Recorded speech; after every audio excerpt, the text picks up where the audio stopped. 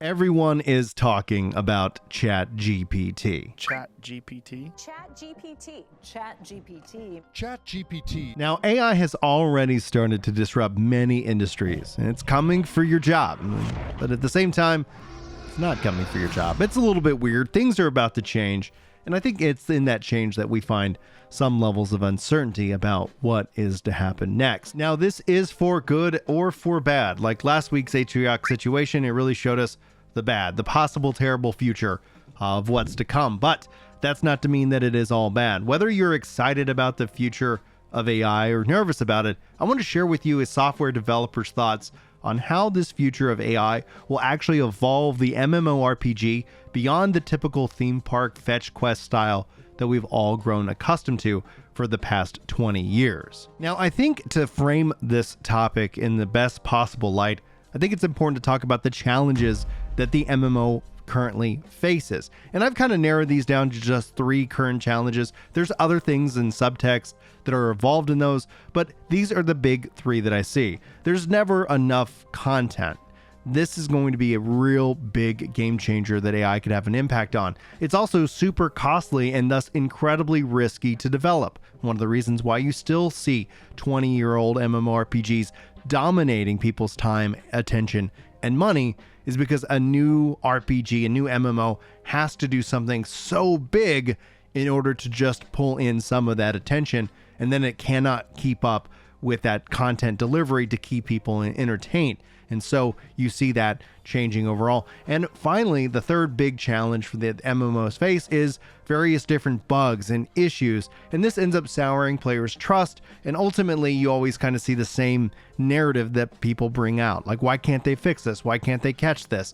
And I think AI can actually have a huge impact on all of these. First and foremost, when there's never enough content, well, AI could actually be used to help write content, characters, and storyline, and even create those various different assets. This doesn't mean that the job is going away.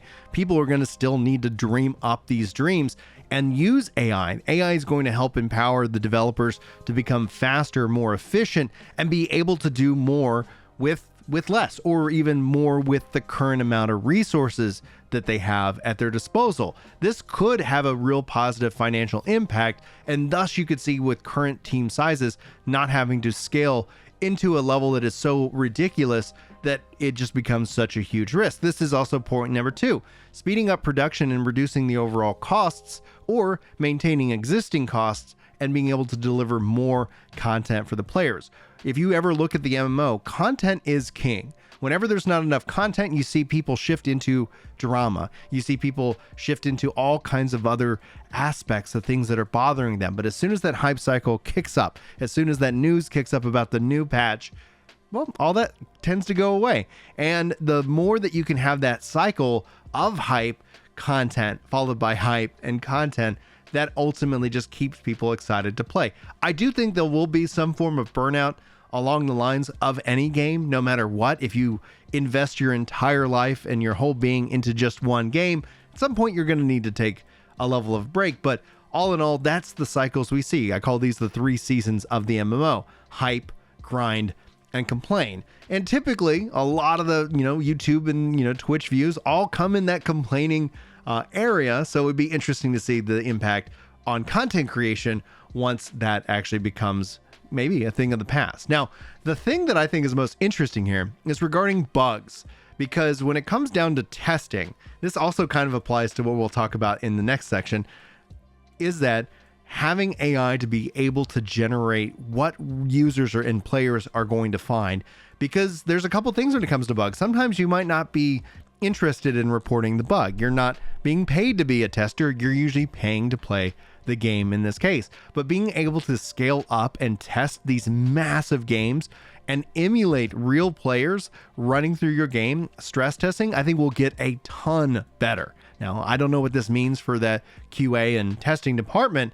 That would be one of the ones that you can finally see them actually shrinking down. And I think they're smaller than they need to be anyway already, but maybe this is a tool that ends up helping them be able to really truly test their games, find these issues, and getting them fixed. As a programmer, I already see the recommendations as I'm typing, like, are you going to go this way or that way? It doesn't fully know what I'm trying to do. It doesn't have a full understanding of everything that I do on a day-to-day basis, but it's going to continue to get better and better. And that's going to make me faster, be able to deliver a better product to the clients and to the end user, in this case. Now, when it comes down to it, like, those are the development challenges.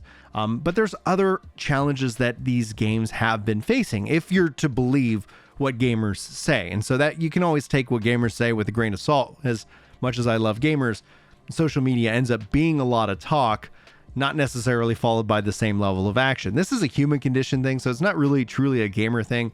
A lot of people talk a big game, but when you actually go look at what they do, sometimes, more often than not, it doesn't ever really align. But let's talk about the core issues that people kind of complain about within the games. You hear this all in all. MMOs aren't social anymore. Well, AI can fix that. And you might be wondering how. This is something that I've seen actually applied from, like, Forza, right? You have the Drivatar system. You have a representation in a Forza game if you've played it and it has some data on you.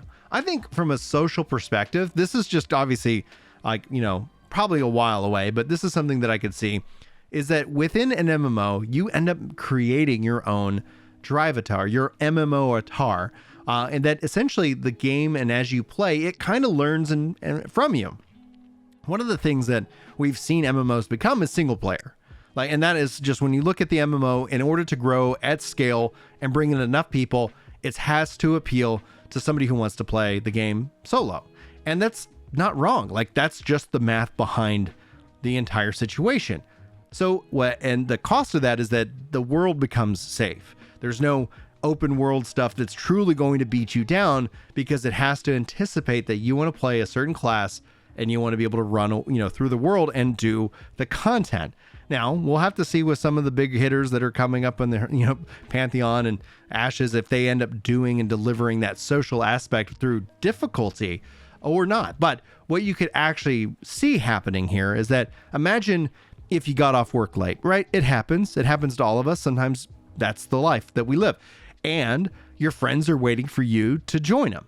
Well, what if it was your representation as an AI, and then as you log in, boom, you're right there with your friends ready to go. For them, they can play, you can progress, you can have, in a weird, interesting, and maybe even a dehumanizing way, maybe in a dystopic way, you can have this online experience having not been there, but having played the game knows how you play, and it becomes your representation, so your friends don't feel like they have to schedule, or you are letting your friends down for not being able to play. So social could return. The world could become dangerous.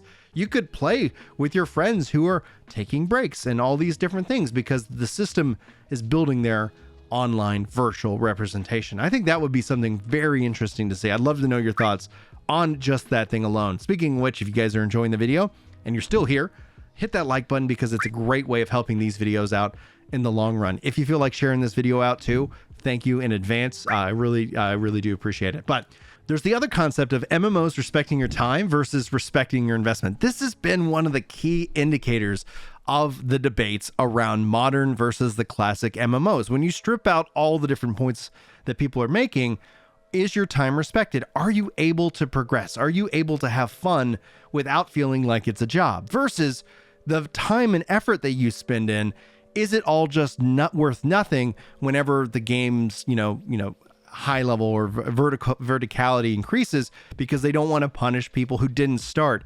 20 years ago? This is going to be one of the things that are always at odds. I think AI could actually have a real impact on this aspect. I think AI could really look at, understand what is kind of the key bottlenecks that new players are going to face, and suggest things to the player to help not necessarily continue to my bias here is that I believe that respecting your investment is more important than your time. But I understand that by making that investment such a mountain to climb, you end up discouraging new people, and the MMO needs new people to come and play it. And so I think AI could really kind of help solve and bridge a little bit of this uncanny valley gap.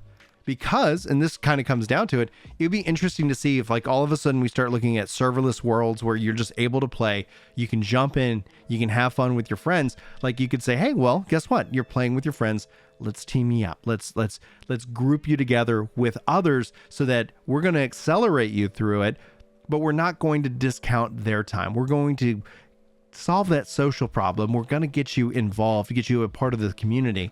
And we can kind of understand you a little bit more. We can understand your preferences. We have so much data here. Now, the final point that I'd like to make here is regarding MMO and the concept of the metaverse. I kind of alluded to this as a part of the social aspect of it, but if you think of the original MMO, it was actually more or less the original metaverse. Like it was this world that you lived in. And that's one of the things that I could see AI really coming into play with, like the sandbox style MMO. Not just in terms of like disrupting the theme park. I think those are two different tracks, right? Like if you look at sandbox, if you look at theme park, I think the blending of those is the sand park MMO, and we're seeing that with Ashes. We'll obviously have to see if they actually deliver a game. That's all theory until they actually put out product and you can play it and we can review it. But in terms of that, I think essentially we'll see kind of a 3-pillar or Trinity style system between those: theme park, sandbox, and sand park.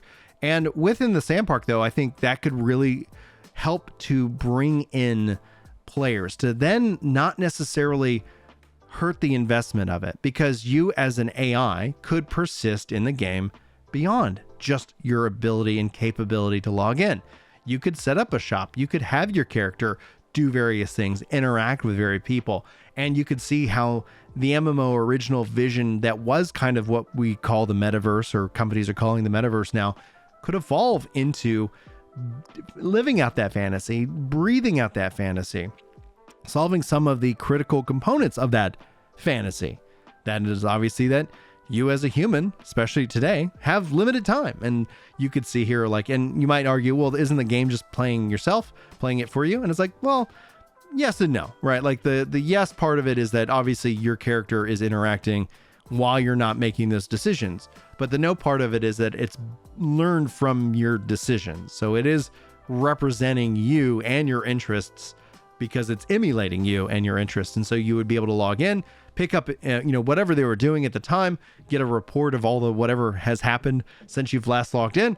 And at the end of the day, I think that is kind of scary and kind of cool. And, that would be something where when it comes down to it, and this is kind of the final point that I like to make before I send you on your way.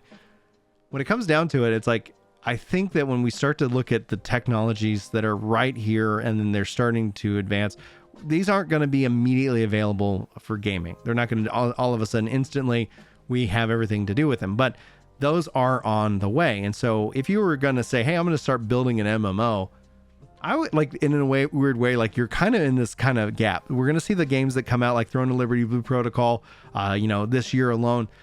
Those are right here on the horizon. We're going to have that.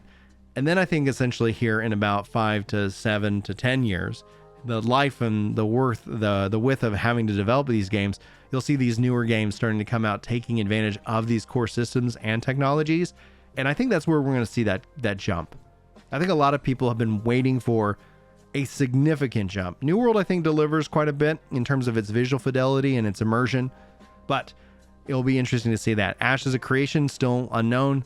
And then you look at Blue Protocol, and that's kind of, an MMO. It's kind of that action RPG, but I don't think it's going to have that massive next generation jump, but I could be wrong. I'm very excited for that game.